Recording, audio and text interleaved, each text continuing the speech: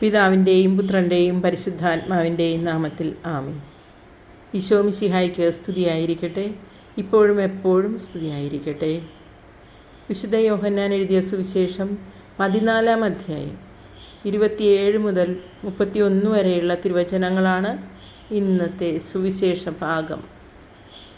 ഞാൻ നിങ്ങൾക്ക് സമാധാനം തന്നിട്ട് പോകുന്നു, എൻ്റെ സമാധാനം നിങ്ങൾക്ക് ഞാൻ നൽകുന്നു. ലോകം നൽകുന്നത് പോലെ അല്ല ഞാൻ നൽകുന്നത്.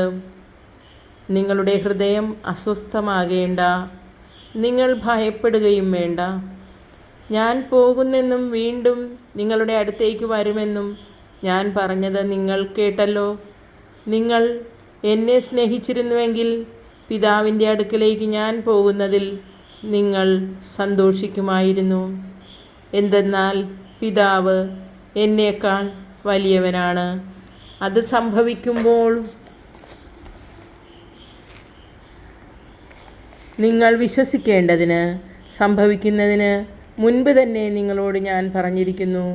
നിങ്ങളോട് ഇനിയും ഞാൻ അധികം സംസാരിക്കുകയില്ല, കാരണം ഈ ലോകത്തിൻ്റെ അധികാരി വരുന്നു, എങ്കിലും അവന് എൻ്റെ മേൽ അധികാരമില്ല. എന്നാൽ ഞാൻ പിതാവിനെ സ്നേഹിക്കുന്നുവെന്നും അവിടുന്ന് എന്നോട് കൽപ്പിച്ചതുപോലെ ഞാൻ പ്രവർത്തിക്കുന്നുവെന്നും ലോകം അറിയണം. എഴുന്നേൽക്കുവിൻ, നമുക്ക് ഇവിടെ നിന്ന് പോകാം. കർത്താവിൻ്റെ സുവിശേഷം. ക്രിസ്തുവേ, അങ്ങേക്ക് സ്തുതി.